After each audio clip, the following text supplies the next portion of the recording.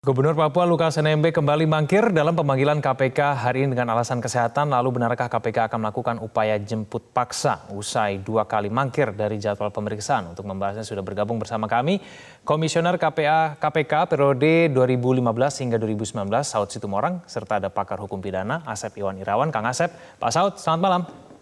Malam kembali. Ya, salam sehat Kang Asep, salam sehat Pak Saud. Pak Saud, saya ke Pak Saud dulu sebagai mantan komisioner KPK, mantan pimpinan KPK. Pak Saud, bagaimana mungkin kemudian seorang tersangka yang sudah dicekal ke luar negeri, tapi kemudian pelesiran ke luar negeri dengan alasan berobat, dengan dugaan berjudi. Tanggapan Anda bagaimana, Pak Saud? Ya pertama memang ini gambaran ya, ini kan lama ya, kasus lama nih. Ya, kalau bicara datanya kan data lama nih. Tahun 2019. Jadi ada yang lelet lah sebenarnya ya. Kan ini kan kalau kita bicara penindakannya, leletnya tidak hanya strateginya yang salah ya.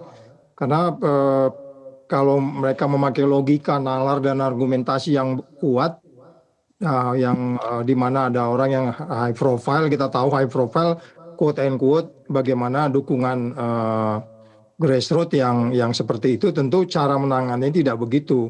Makanya kalau di kejaksaan itu kan ada namanya intel kejaksaan. Itu kan intel itu warning, forecasting, problem solving.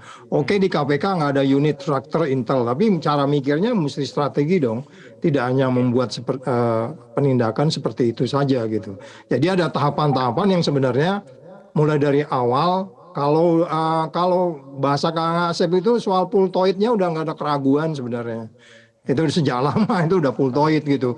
Tinggal saya katakan kembali lagi, strateginya ini yang mungkin tidak dilakukan dengan cara yang secerdik mungkin, sehingga kemudian tidak membuat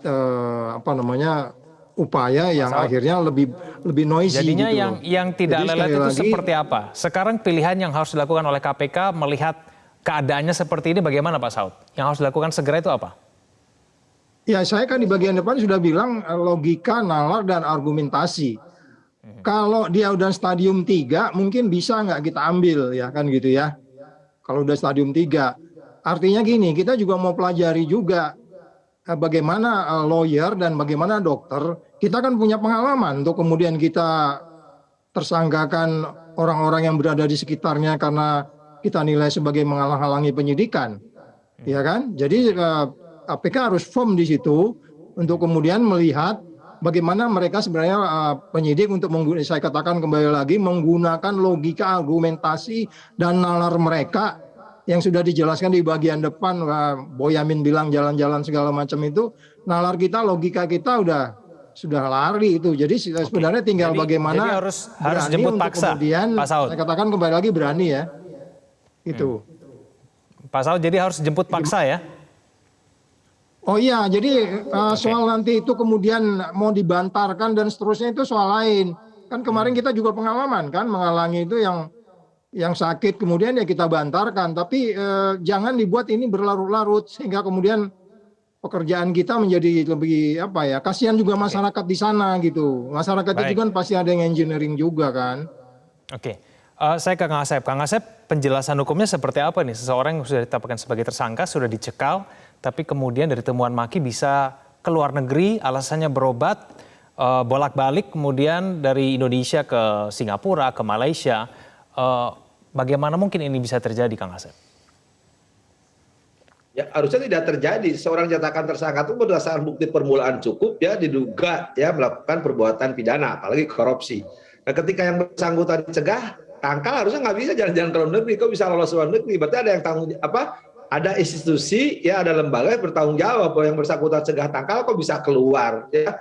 Nah itu harus kita tanya kenapa dia bisa keluar. Nah yang kedua, ya ketika yang bersangkutan sudah dipanggil, ya KUHP itu telah mengatur 112, bukan 3 kali ya, 2 kali. Jadi panggil sekali, selanjutnya ya dihadapkan secara paksa kepadanya. Artinya apa? Yang bersangkutan harusnya mengikuti kalau sebagai warga Indonesia yang baik gitu kan, untuk tunduk dan patuh. Apapun alasannya ya ada harus ada ya keberanian dari pihak penyidik bahwa ini ya di depan hukum harus sama, panggilan harus berlaku. Nah apalagi kalau yang bersangkutan dipanggil ya tapi tidak datang dengan alasan bla bla bla, kemudian yang bersangkutan jalan-jalan ke luar negeri, kan itu tanda tanya besar, pasti publik akan mempertanyakan.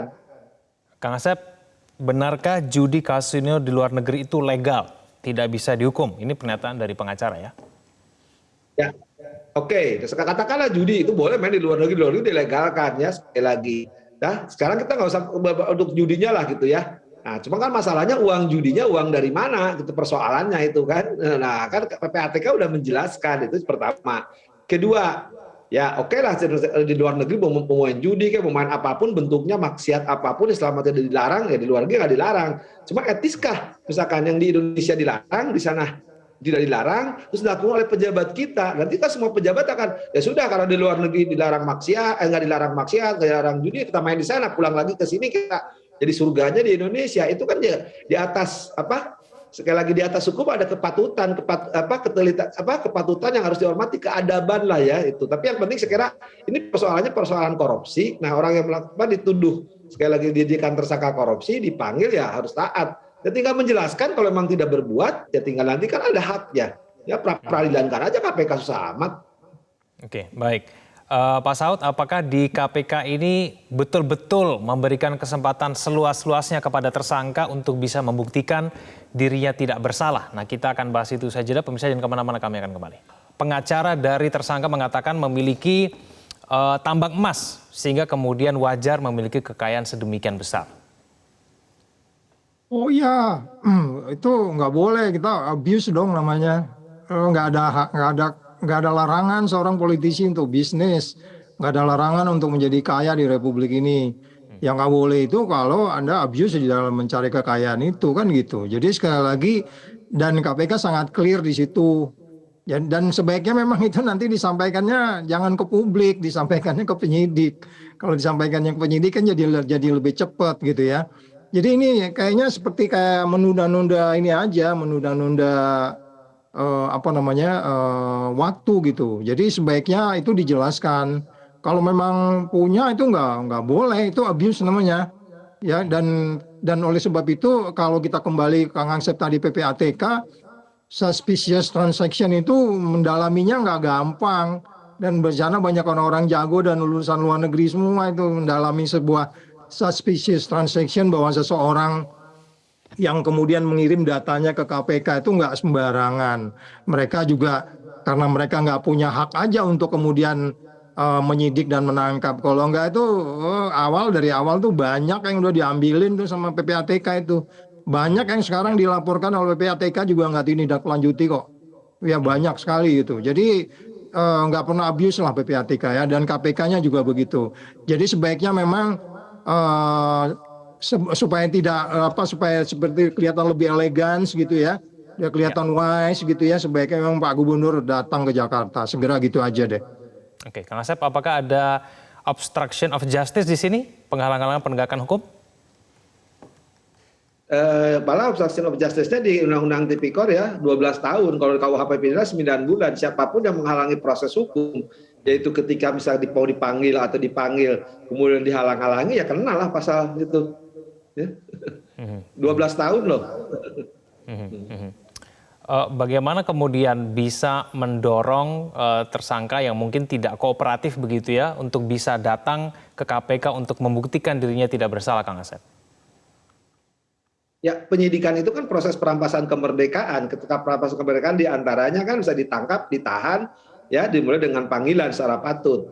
Nah, ketika yang bersangkutan dipanggil dipatut ini tidak bersedia datang dengan alasan, ya kewajiban penyidik ya untuk memanggil secara paksa. Cuman dilemanya sekarang kan karena berhadapan dengan publik di sana ya, kelompok orang-orang tertentu ya yang menghalangi itu. Nah, tapi sekali lagi ya ini risikonya. Siapapun juga jadi penegak hukum ketika orang jadikan tersangka, ya wajib dipanggil. Ketika dipanggil nggak datang, dihadapkan kepadanya itu secara paksa apapun ceritanya. Tapi sekali lagi benar kata dikatakan Pak Saud, ya secara elegan ya yang bersangkutan datanglah ke KPK. Saya kira banyak cara ketika yang bersangkutan memang betul-betul tidak merasa bersalah ya yang bisa ditempuh gitu kan. Tapi sekali lagi Komisioner KPK jangan menjanjikan suruh membuktikan di pengadilan. Sekarang tinggal ya KPK pilihannya cuma KPK memanggil secara paksa, gimana caranya yang bersangkutan karena dipanggil secara patut ya.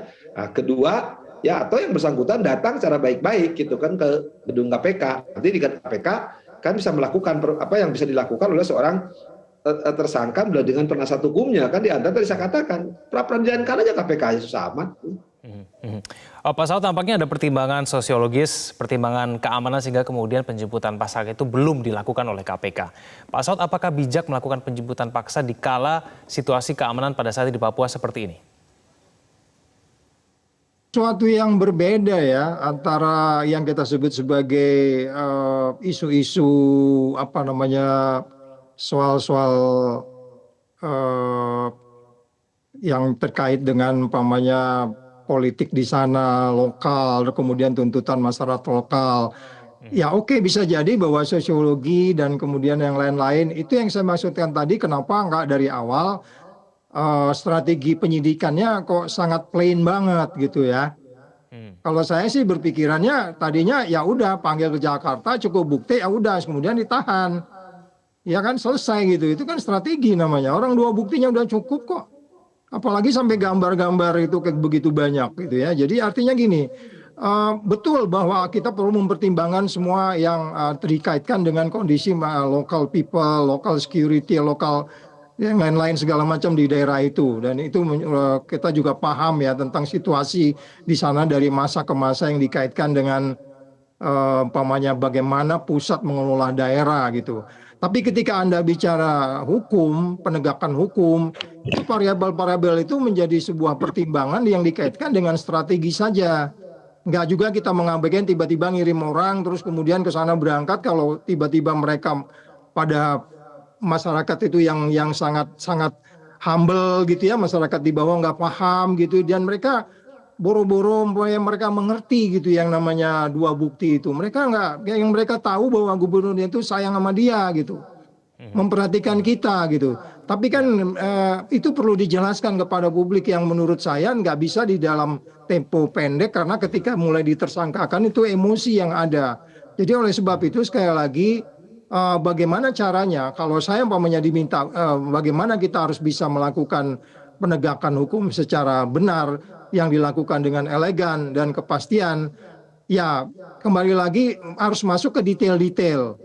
Apa betul bahwa memang benar-benar sakit? Nanti jangan-jangan yang pertanyaan kepada Mas Asep tadi, kita punya pengalaman, penyidik punya pengalaman tentang bagaimana menghalang-halangi, dan bagaimana kita juga waktu itu dalam satu kasus kita bahkan menghalangi penyidikan yang dilakukan oleh seorang dokter gitu ya, dan seorang lawyernya juga gitu. Jadi jangan ini menjadi meluas jadi kemana-mana. Oleh sebab itu saya berharap Pak Gubernur sudah jangan lagi membawa orang-orang lain untuk kemudian menjadi complicated gitu ya. Bertanggung jawablah, datanglah ke Jakarta, akan menjadi lebih ini kok. Ini sudah firm dan sudah tidak ada keraguan bahwa sebenarnya peristiwa pidananya sudah terjadi gitu.